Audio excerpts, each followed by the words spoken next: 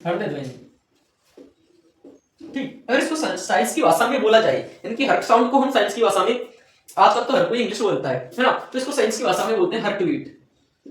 Heart beat, ठीक है, इसको हर कोई क्या बोलता है, हार्ट बीट बोलता है। ठीक है, हमारी जो हार्ट साउंड है उसको क्या कहा जाता है, हार्ट बीट कहा जाता है। ठीक है, यानी कि हम जैसे कि अगर किसी को सुनाई नहीं दे रही, ऐसे ख्याल रखा कि पता भी चल जाता है, और अगर ऐसे भी पता नहीं चलता है तो आप रनिंग पे जाते हो, जब वो यानी कि एकदम से स्पीड में भागते हो, फिर थोड़ी देर रुकते हो, हाथ लगाते हो, या फिर थोड़ा महसूस होता है धक धक धक धक, उसे हार्ट साउंड बोलते हैं, हार्ट बीट बोलते हैं। ठीक है, अगर इसका जैसे हम डॉक्टर के पास जाते हैं तो एक दो कान में वो लीड सी लगाता है और एक गोल सा होता है उसको लगाता है यहाँ पे, उसको बोलते हैं स्टेथोस्कोप। ठीक है, वो क्यों लगाता है, क्योंकि हमारी हार्ट साउंड को माप सके, हमारी हार्ट साउंड को सुन सके, यानी कि हार्ट बीट को सुनने के लिए जिस यंत्र का उपयोग किया जाता है उसको इसको बोलते हैं स्टेथोस्कोप, यानी कि स्टेथोस्कोप। ठीक है, स्टेथोस्कोप जो क्या है, हार्ट बीट को सुनने के लिए काम में आता है। क्या, हार्ट बीट को सुनने के लिए उपयोग लिए जाने वाला यंत्र, सुनने के लिए उपयोग में लिए जाने वाला यंत्र, उपयोग में लिया जाने वाला यंत्र, लिया जाने वाला यंत्र। स्टेथोस्कोप के बारे में हर कोई जानता होगा, क्योंकि हम बच्चे होते हैं तब भी हम डॉक्टर के पास जाते हैं, कुछ हमारे बीमारी हो जाती है, बुखार चढ़ जाता है, कुछ भी हो जाता है, फीवर आ जाता है, तो वो यानी कि सबसे पहले हार्ट बीट सुनता है, और हार्ट बीट जो हमारे यहाँ पे लगाता है वो स्टेथोस्कोप होता है। क्या होता है, इसका याद रखना कि हार्ट बीट को सुनने के लिए किसका उपयोग किया जाता है, स्टेथोस्कोप की। नॉर्मल चीज इसको हर कोई जानता है। ठीक है, अब बात करते हैं कि हार्ट बीट जो हमारे दो प्रकार की होती है, यानी कि हार्ट बीट कौन कौन सी होती है, यानी कि एक तो होती है लव, ठीक, यानी कि इसको ऐसे भी लिख सकते हैं लव, और एक होती है डब। ठीक है, तो इसको यानी कि लव और डब, यानी कि इसको ऐसे लव और डब, ये दो प्रकार की हार्ट बीट होती है हमारी। कितने प्रकार की, दो प्रकार की हार्ट बीट होती है। इनको यानी कि दो भागों में बांटा गया है। इसको बोलते हैं प्राथमिक, यानी कि वो पहले आती है, यानी कि पहले साउंड सुनाई देता है हार्ट बीट का, वो प्राथमिक लव होती है, और जो बाद में आती है वो द्वितीयक होती है, वो डब होती है। ठीक है, अब हम इनको एक नेक्स्ट पेज पे स्पेशल से पढ़ेंगे। हार्ट बीट क्या होता है, स्टेथोस्कोप द्वारा इसको सुना जाता है, जो हमारे हार्ट की ध्वनि होती है उसको हार्ट बीट बोलते हैं। दो प्रकार की होती है, प्राथमिक और द्वितीयक, प्राथमिक लव और द्वितीयक डब होती है। ठीक है, अब इनको पढ़ते हैं आगे, लव और डब के बारे में थोड़ी बहुत जानकारी लेते हैं।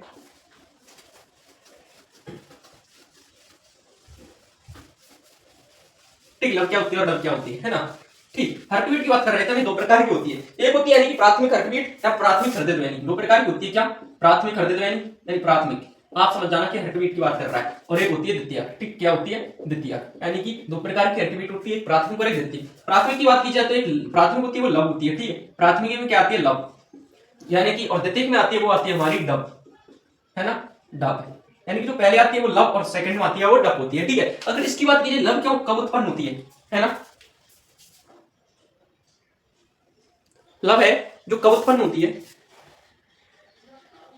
ठीक है, लव ध्वनि है जो यानी कि निलय में शिथिलन होता है, यानी कि निलय में शिथिलन होता है उसके प्रारंभ में ना, संकुचन, सॉरी, निलय में संकुचन होता है उसके प्रारंभ में जो ध्वनि आती है, संकुचन के टाइम पे जो प्रारंभ में ध्वनि आती है वो लव होती है, और शिथिलन होता है उसके प्रारंभ में जो ध्वनि आती है वो डब होती है। ये याद जरूर रखना कि लव ध्वनि कब आती है और डब ध्वनि कब आती है, यानी कि लव है जो कब उत्पन्न होती है, डब है जो कब उत्पन्न होती है, ध्यान रखना। ठीक है, यानी कि निलय में, यानी कि यह ध्वनि क्या होती है, यानी कि निलय में संकुचन के प्रारंभ में, कब आती है, निलय में संकुचन के प्रारंभ में, ये याद रखना, कब आती है, निलय में संकुचन के प्रारंभ में। ठीक, अगर आपसे पूछा जाए कि निलय में संकुचन के प्रारंभ में उत्पन्न होने वाली ध्वनि कौन सी है, तो वो लव ध्वनि है, लव है। और अगर हार्ट बीट में, अगर प्राथमिक हार्ट बीट है जो निलय में संकुचन के समय निलय में संकुचन के प्रारंभ में उत्पन्न, यानी कि जो निलय में संकुचन के प्रारंभ में आती है वो लव ध्वनि होती है। और अगर निलय में शिथिलन के प्रारंभ में पूछा जाए, यानी कि निलय में शिथिलन के प्रारंभ में, किसमें, शिथिलन के प्रारंभ में पूछा जाए तो वो होती है डब, निलय में शिथिलन के प्रारंभ में क्या होती है, डब होती है। ये ध्यान रखना, यानी कि प्रारंभ में, है ना।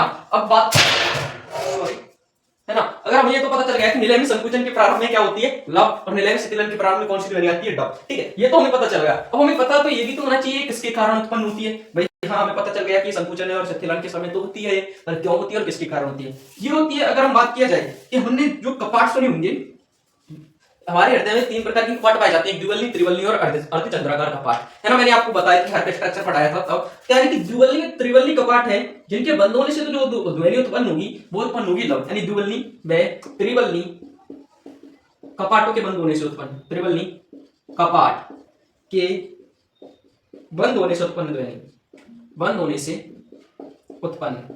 ठीक है, अगर लव ध्वनि की बात की जाए तो जो हार्ट बीट है लव, वो यानी कि द्विवल्ली और त्रिवल्ली हमारे हार्ट के जो चैम्बर में पाया जाता है, द्विवल्ली और त्रिवल्ली कपाट उनके यानी कि बंद होने से होती है, वो लब्ध ध्वनि होती है। अगर डब की बात की जाए तो जो अर्धचंद्राकार कपाट होते हैं, यानी अर्धचंद्राकार कपाट जो मैंने आपको आर्किटेक्चर में पढ़ाया था, अर्धचंद्राकार कपाट के बंद होने से, कपाट के बंद होने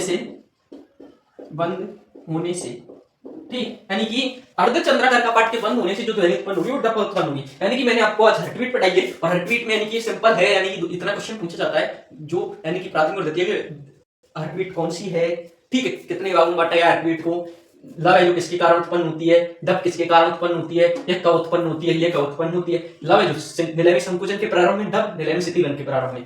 लव द्विवल्ली त्रिवल्ली कपाटों के बंद होने से, डब है जो अर्धचंद्राकार कपाटों के बंद होने से होती है। ये तो थी इसकी सिंपल नॉलेज हर्टबीट की, ठीक है, और यही पूछा जाएगा। ठीक, अब हम आगे बात करते हैं, वो बात करते हैं रक्तदाब या ब्लड प्रेशर की। ठीक है, किसकी बात करते हैं, ब्लड प्रेशर की। जो हमारा ब्लड प्रेशर है कभी बढ़ता है कभी घटता है, उसके बारे में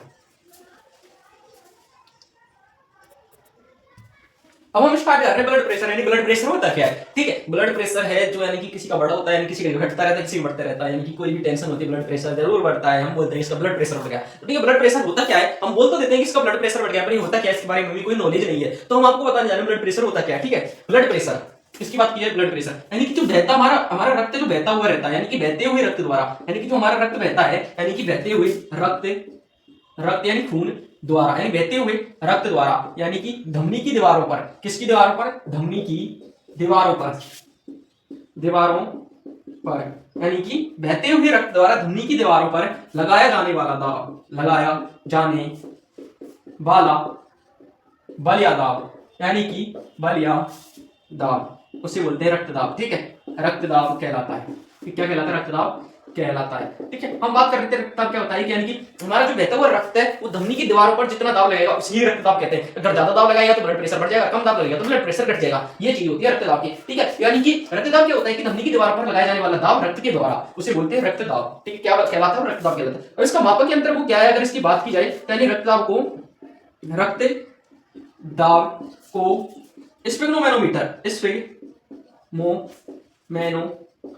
द्वारा मापा जाता है। किसके द्वारा मापा जाता है, अगर हम रक्तदाब को मापने की बात करें तो स्फिग्नोमेनोमीटर के द्वारा मापा जाता है, और अगर हार्टबीट की बात करें तो स्टेथोस्कोप द्वारा मापा जाता है। यानी कि रक्तदाब की बात करें तो किसके द्वारा, स्फिग्नोमेनोमीटर के द्वारा मापा जाता है, यानी बहते हुए रक्त द्वारा धमनी की दीवार पर लगाए जाने वाले बल को रक्तदाब कहते हैं। रक्तदाब को स्फिग्नोमेनोमीटर द्वारा मापा जाता है। अगर बात करें यानी रक्तदाब जो दो प्रकार का होता है, रक्तदाब कितने प्रकार का होता है, रक्तदाब जो दो प्रकार का होता है, रक्तदाब दो प्रकार का होता है। किसका होता है, दो प्रकार का। फर्स्ट है सिस्टोलिक, यानी कि SYS सिस्टोलिक ब्लड प्रेशर, और एक होता है डायस्टोलिक ब्लड प्रेशर। क्या होता है, डायस्टोलिक।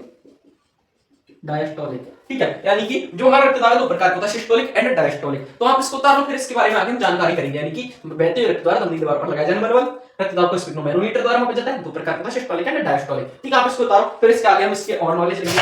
ठीक है,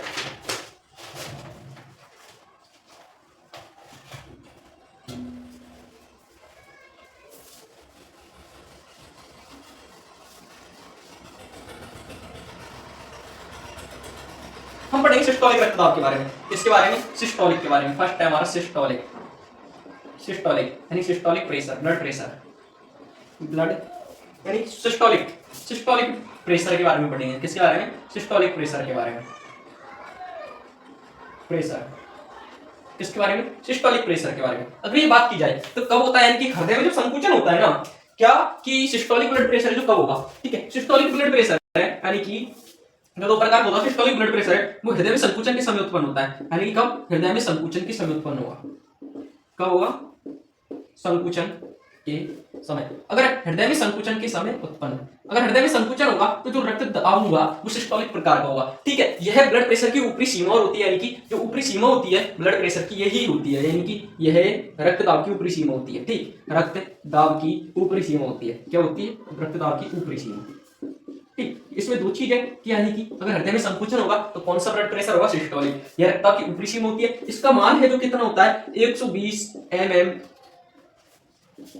पर HG, यानी कि 120 mm प्रति पारा। ठीक है, अगर इसके रक्तदाब की बात की जाए तो 120 mm होता है। ठीक है, सिस्टोलिक ब्लड प्रेशर हृदय में संकुचन के समय उत्पन्न होता है। यह रक्तदाब की ऊपरी सीमा होती है और इसका मान होता है 120 mm पर HG। ठीक है, अगर हम बात करते हैं डायस्टोलिक प्रेशर की तो यह है हृदय में यानी कि शिथिलन के समय होगा। यानी कि ये हो गया सिस्टोलिक आप बता लीजिए। इसके बाद हम डायस्टोलिक की बात करेंगे। किसकी, डायस्टोलिक की। सेकंड हम बात करते हैं डायस्टोलिक। क्या है? Diastolic, diastolic pressure. यानी डायस्टोलिक प्रेशर की बात करते हैं तो यह हृदय में किसके समय होता है? शिथिलन के समय होगा। किसके समय? शिथिलन के समय होगा। ठीक, ये याद रखना कि हृदय में शिथिलन के समय कौन सा होता है? डायस्टोलिक, और संकुचन के समय कौन सा होता है? सिस्टोलिक। यह रक्तदाब की कौन सी सीमा है? निचली सीमा है, ये याद रखना। ऊपरी सीमा क्या हो गई? सिस्टोलिक हो गई, निचली सीमा कौन सी होगी? डायस्टोलिक हो गई। अगर इसके मान की बात की जाए तो 80 mm पर एचजी होता है। कितना होता है? 80 mm पर एचजी। ठीक है, अगर आपसे स्वस्थ मनुष्य का रक्तदाब पूछा जाए तो कितना होगा? आप जरूर बताओ। यानी कि स्वस्थ मनुष्य का रक्तदाब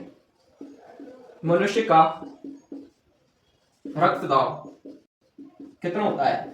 तो वो होता है 120/80। ऐसे ही होगा या फिर उल्टा लिखा है? सही बताओ, जल्दी बताओ, जल्दी बताओ, ये गलत है ऐसे। ठीक है, यानी कि आज हमने पढ़ा था हार्ट बीट को स्टेथोस्कोप द्वारा मापा जाता है। दो प्रकार की होती है, लब एवं डब। ठीक है, लब होती है निलय में संकुचन के समय और डब होती है निलय में स्थिलन के समय। ठीक है, ये बात हमने पढ़ ली थी। द्विवल्ली त्रिवल्ली कपाट के कारण उत्पन्न होती है बंद होने से जो लब होती है, और अर्धचंद्राकार कपाटों के बंद होने से होती है वो डब होती है। ये भी हमने देख लिया था। अगर बात की जाए कि इसको किसके द्वारा मापा जाता है? हार्टबीट को तो स्टेथोस्कोप के द्वारा मापा जाता है, ये हमने पढ़ लिया था। फिर हम आ गए थे हमारे ब्लड प्रेशर के ऊपर, यानी ब्लड प्रेशर यानी कि धमनी की दीवारों पर यानी बहते हुए रक्त द्वारा लगाए जाने वाले बल या दाब को ही रक्तदाब कहते हैं। ठीक है, रक्तदाब को स्फेग्नोमैनोमीटर द्वारा मापा जाता है, ये हमने देख लिया था। दो प्रकार का होता है, सिस्टोलिक एंड डायस्टोलिक। सिस्टोलिक है जो ब्लड प्रेशर है सिस्टोलिक, यह हृदय में संकुचन के समय होता है, यानी कि रक्तदाब की ऊपरी सीमा होती है, उसका मान होता है 120 mm ऑफ एच यानी कि प्रति बार। ठीक है, अगर हम डायस्टोलिक की बात करें तो हृदय में शिथिलन के समय होता है, रक्तदाब की निचली सीमा होती है, मान होता है 80 mm ऑफ एच। ठीक है, अगर इसके स्वस्थ मनुष्य के रक्तदाब की बात की जाए तो 120/80 mm पर एचजी होता है। ठीक है, ये आज अपनी आज की क्लास में। नेक्स्ट क्लास में हम कुछ आगे करेंगे और एक दो क्लास में इस पूरे टॉपिक को कंप्लीट करने की कोशिश करेंगे। तब तक के लिए धन्यवाद। अगर वीडियो पसंद आए तो लाइक कीजिए और चैनल को सब्सक्राइब कीजिए।